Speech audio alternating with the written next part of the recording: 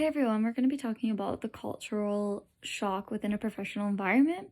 It has to deal with the United Nations and dealing with Mexico as well.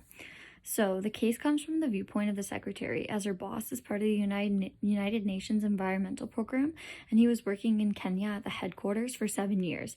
They asked him to move to Mexico City and work there with the mission that was currently going on. He was asked to go there without knowing any Spanish and getting moved away from his English way of living, when getting moved to Latin America, which would be a completely different environment. It is known that every office around the world has similar rules and systems in place regarding the work, but each office around the world will change the work model a little bit and to fit their office a little bit better. The secretary included that it was very hard for her boss to understand the changes to the local culture and the model system of working. She said that their way of life was hard to adapt to, as it was more laid back and a relaxed pace when he was used to faster pace. So it was a very different work environment. He also had to adapt the way of thinking where he was from. It was, okay, let's sit down and work together, when the new environment was one person thinks of it and then lets everyone else know. The job was supposed to be done within the Development Financial Environmental Program for the Latin America and Caribbean countries, but this was unable to get done because of the bureaucratic administration. Things did not run smoothly as expected when working from the headquarters. He wanted the best for everyone, and he would ask for help from his other colleagues. They were not as helpful as he would expect them to be, as he didn't really adapt to the way of living, and he wanted to keep all the proper rules in place, which he didn't really connect well to all of his other colleagues and people that worked in the office. So he didn't really connect well to everyone else. The writer of this piece, her boss never connected well with the other staff on the social level as well, as the international staff were already connected and involved there with the people. He just kept criticizing and complaining about and comparing his own culture, making the environment very uncomfortable to work in. He made the environment very toxic, and over time it grew to be a lack of communication between him and his colleagues in the office, and made it a very difficult place to get work done. He also made the mistake of not learning Spanish when lessons were provided and were going to be paid for him. He never really showed any interest in that, so that was also another factor, and he also didn't show any interest in the Mexican culture as well. He acted like he did not want to get involved with the culture that he was living within. There would have been considerations about cross-cultural encounters that did not want to take place, which could be the reason for his culture shock. He was unable to look at the culture diversity as a tool for his job with his future career. So that's a little bit about the case summary. Yeah, that's all I got for my part. Hey guys, so after reading this case study, it is very apparent that the boss of the company, known as Mr. Griffin, was very biased within his own culture, as it was a framework for what he believed to be the proper way of completing tasks. So here are my 3 points of advice I would give him to help make his experience of adjusting into his new workplace in Mexico much easier. So my first step would be to break the language barrier between him and his workers by taking the free Spanish classes that were provided for him. They were provided for him for a reason. I understand going to work in a whole new country with a completely different language and culture can be very overwhelming and frustrating. However, Mr. Griffin needs to learn to not be offended, to not be scared to offend the Latin American culture, and just dive right into it. It is crucial to engage with others not only verbally but non-verbally as well, as these gestures are just as important when communicating with people.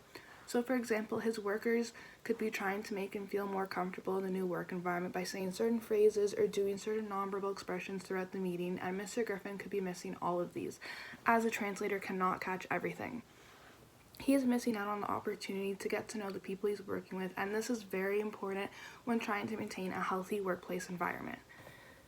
My next solution would be to be open to recognizing the cultures, values, beliefs, and behaviors in Mexico. Ask questions and be curious. This will help him to put in perspective why they work the way they do, instead of walking in and expecting everyone to work in the format that Mr. Griffin did based on his own culture. So ask thoughtful questions and be open to putting yourself in these different situations. This will help him to be on the same page as everyone and to understand why things are being completed a certain way rather than being frustrated and confused all the time. In the Spanish culture, for example, a meeting will be set to start around 8 and everyone will show up an hour later. It's not disrespect, it's just the way things work around there. So once you understand this, you can work around this. You'll understand that people aren't disrespecting you and maybe say the meeting is at 7 for people to come at the time you expected them to come at. Lastly, I would advise Mr. Griffin to make friends with the people in the country.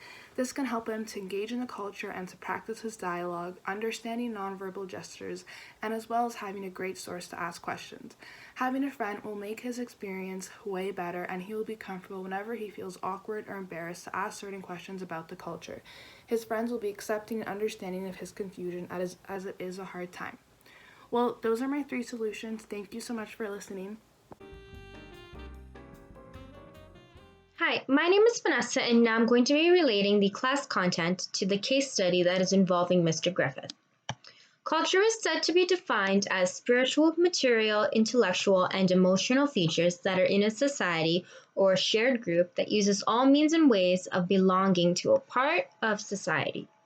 There are many aspects of the Mexican culture that are hidden from individuals who are either moving or visiting the country. However, Mr. Griffith does not try to learn the hidden aspects of the information about Mexican culture as well as what people are usually aware of. This causes more issues for Mr. Griffith in the long term, as he is not being able to adapt to the norms of the Mexican people. When Mr. Griffith is having new interactions with the office staff in Mexico, he believes that each office is the same all around the world. However, this is true in some aspects, but there's also the fact that each office is different because of the many different cultures, rules, and traditions that they follow. When having an intercultural encounter, it is important to follow the relational context, psychological, and physical context as well. Ethnocentrism is described as the term that's belief or the attitude that one's culture is better than all others. And this is said to happen with Mr. Griffith because he does not want to essentially learn the new culture and does not want to try to adapt and conform to the norms of that Mexican culture. He also follows the lines of acculturation, which is when the members of a group are able to adopt to the beliefs and the behavior of another group. It's also following the majority of the dominant group.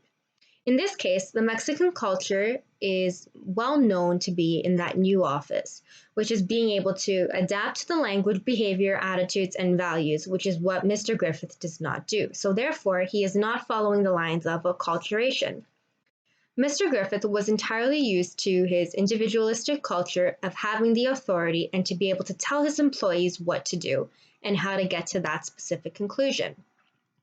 While in this new style, there's more of a collectivistic culture, which is when the groups are able to come to a conclusion in a timely manner together and working together to get to that conclusion. This office is following the new structure, which is the collectivistic society.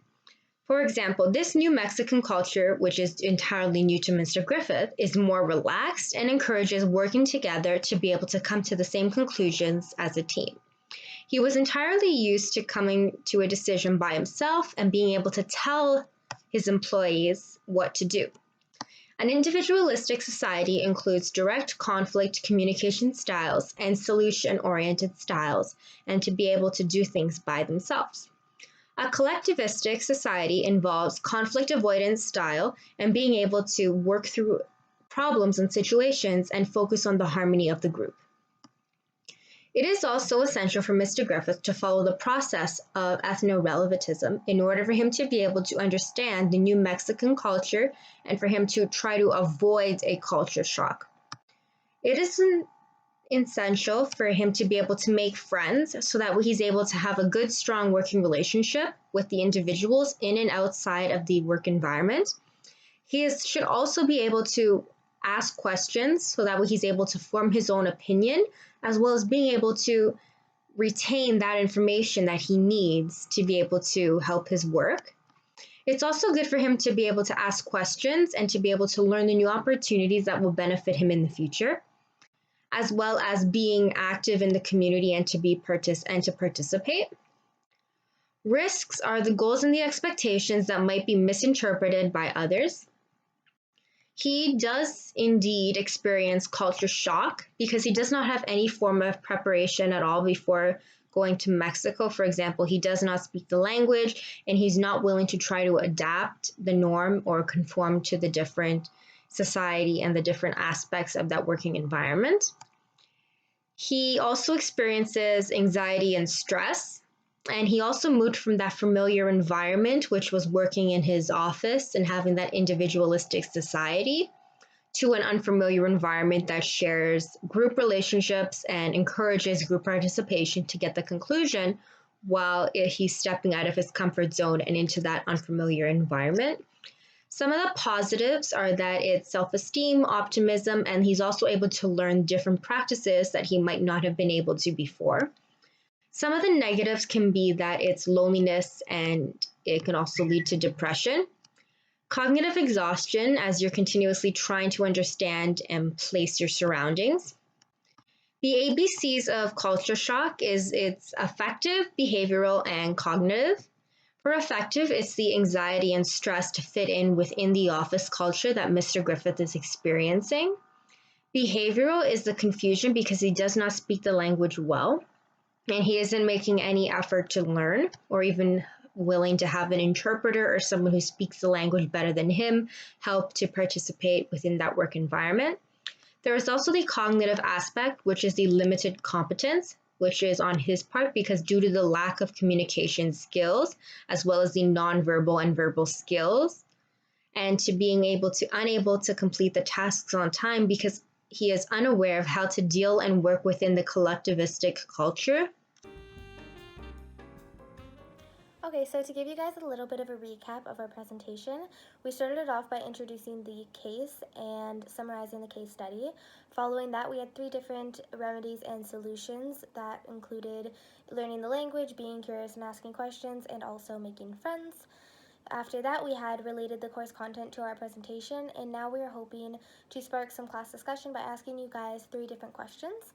So the first question is, aside from learning the language, asking questions, and making friends, what are some other ways Mr. Griffith could adapt to the culture? And the second question is, what would you do in Mr. Griffith's position? And the third question is, have you ever experienced culture shock? If yes, how did you cope with it? You don't have to answer all 3 of these, but if you could answer 1 or 2, that would be great. These questions are also on our PowerPoint and on the handout. And that's everything.